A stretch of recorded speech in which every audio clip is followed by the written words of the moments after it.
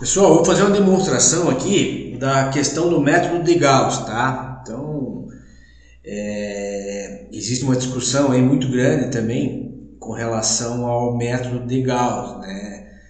O método de Gauss, infelizmente, né, ele tem algumas inconsistências, né, que geralmente são denunciadas aí, né, em impugnações e contestações, tá? Eu confesso, né, que eu já usei o método de Gauss por muito tempo, né, lá em meados aí desde 2004 aí até 2010, 2012 eu usei o método de Gauss, tá? Então a minha formação original, né, é TI, né? Eu venho da área de informática.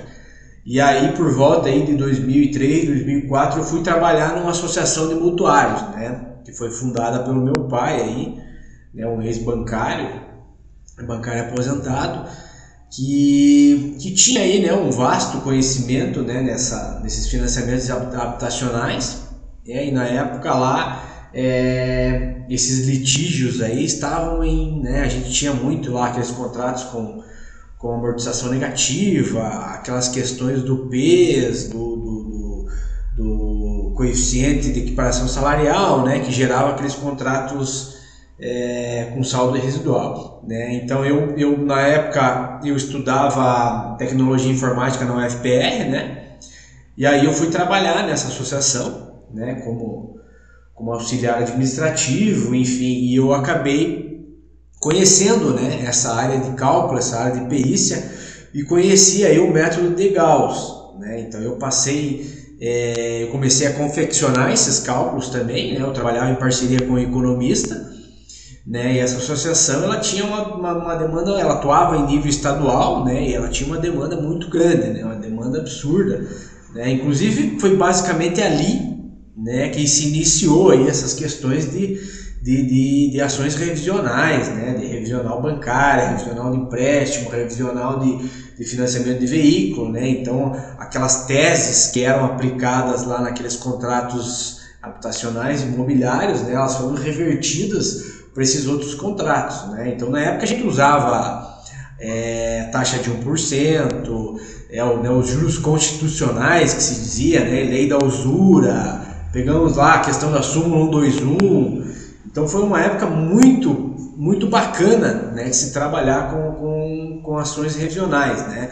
E foi aí que eu conheci o método de Gauss, né? Então, como eu vinha como eu não tinha formação ainda, né, na área financeira, né, vinha ter depois, né, administração, comércio exterior e depois economia, e eu não tinha conhecimento técnico para testar, né, o método de Gauss. Eu simplesmente reproduzia. Como eu tinha conhecimento de informática, eu conseguia confeccionar essas planilhas, né, a parte lógica, a parte de programação, enfim. E eu passei a fazer esses cálculos, né, passei a trabalhar numa área de perícia dentro dessa associação, né. Então nós usamos o método de Gauss por muitos anos, por longos anos, né. E quando que surgiu, né, a questão da inconsistência do método, né? Então essas ações começaram a ir para a perícia, começou a ter liquidação de sentença, começou a ter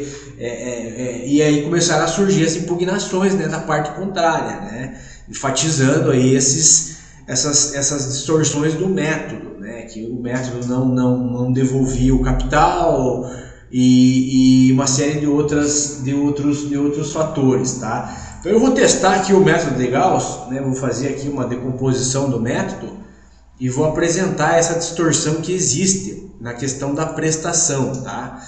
Então eu tenho aqui um financiamento de 100 mil, 12 prestações, taxa de 1%, a taxa anual de 12%, tá? Essa taxa aqui já é juros simples, tá? Então a prestação calculada lá, eu não vou calcular essa prestação agora porque a fórmula do Gauss é um pouco complexa, tá? Então eu já trouxe ela pronta aqui. Então esse financiamento vai resultar nessa prestação de 884676, tá? Eu só vou refazer aqui a projeção da amortização para ficar claro, tá? Então o saldo devedor 100 mil, como que se calcula os juros no método de Gauss, né? Então você pega o índice de ponderação, tá? Que também tem uma fórmula complexa, é meio complicadinho de se calcular. Eu já estou com ele pronto aqui.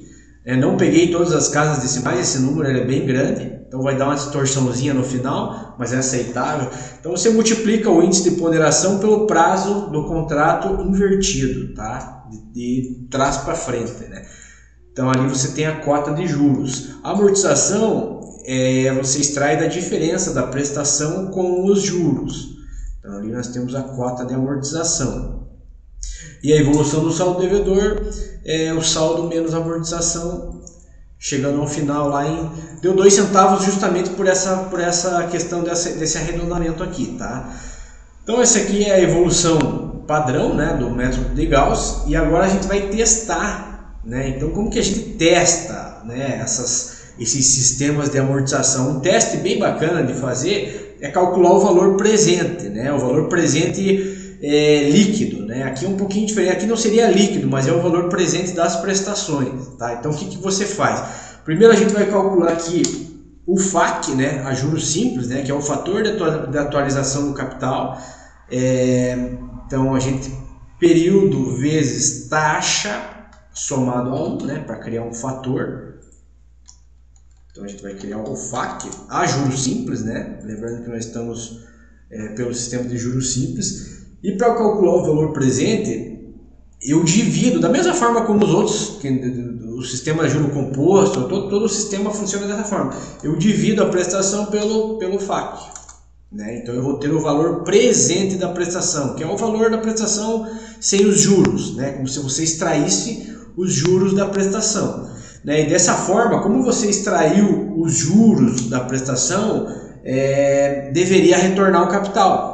Né, você ter ao menos o capital, né, ao menos os 100 mil reais. Então aqui está exatamente a distorção do método de Gauss, né? Então quando você calcula o valor presente das prestações pelo método de Gauss, né, seguindo aqui os escorreitos, né, dos juros simples, você tem a devolução de um valor inferior ao capital emprestado, né? E essa é a grande inconsistência do Gauss, e essa é a grande argumentação, né, que existe para confrontar o método, né, para dizer que o método não é eficiente. E realmente, sob esse ponto de vista, né, a prestação do Gauss não devolveu o capital emprestado, ele devolveu um valor menor, né? Então 100 mil menos, ele devolveu 213,27 a menos, né? Então infelizmente, sob a ótica dos juros simples, o método não é preciso, né? Da mesma forma, se a gente calcular aqui os juros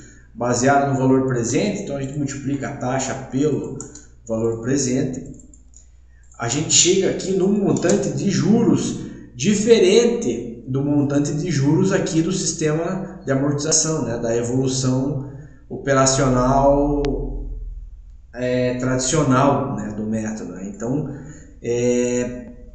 diante dessas duas premissas, né, a gente tem aí uma flagrante inconsistência, né, que é geralmente denunciada aí nas impugnações e nas contestações, tá? Tendo em vista aí que o método de Gauss tem esses problemas, e fatalmente aí você vai ter problema nas questões judiciais, né? Surgiu, né, posteriormente o método de equivalência a juros simples, tá? Se não me engano, esse método foi desenvolvido por um professor da UFPR também, Jackson Sandrini, uma coisa assim, tá? Tem algumas bibliografias nesse sentido, tá? Como que funciona esse método, tá? Esse método, na verdade, é uma tabela price a juros simples, tá? A constituição dele é basicamente a mesma que a gente usa na composição da tabela price, tá? Então, como que a gente calcula a prestação desse método, tá? Então vamos pegar aqui, ó. Primeiramente a gente vai calcular aqui o FAC, né? O FAC é juros simples. Da mesma forma como a gente calculou, né, no Gauss. Então período vezes taxa mais 1, né? É o fator de atualização do capital. Então vou ter o fator aqui, ó. A partir desse fator eu vou criar um coeficiente, tá? Então eu vou tirar o 1 lá, divido por 1. 1 dividido pelo fator eu extraio o coeficiente. Como que eu calculo a prestação? Igual a price lá, igual o juro composto. Eu vou somar todos os coeficientes, né? Isso aqui é a entranha do regime, né? Então eu cheguei naquele 11,27, eu divido por 1, né? Divido por 1 e multiplico esse coeficiente final aqui pelo capital lá, pelos 100 mil reais. Tá? É meio complexo de se entender, mas é preciso, né? Então eu cheguei na prestação mensal de 8.865,67. Então essa é a prestação pelo método de equivalência a juros simples, tá? Então já perceba que ela é uma prestação um pouquinho maior que a prestação do Gauss, tá?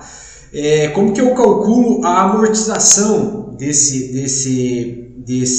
sistema, tá? Então eu vou calcular o valor presente. A amortização é exatamente o valor presente da prestação, ó. Eu vou divido a prestação pelo FAQ, ó.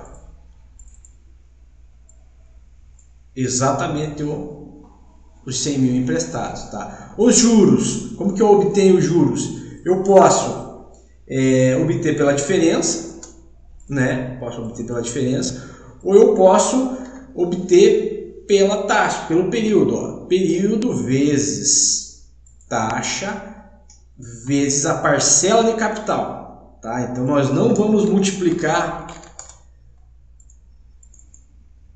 pelo saldo devedor. Poderia multiplicar pelo saldo devedor? Poderia também, o resultado é o mesmo. Entendeu? O resultado é o mesmo. Só vai ser invertido. Ó, se eu multiplicar a taxa pelo saldo devedor,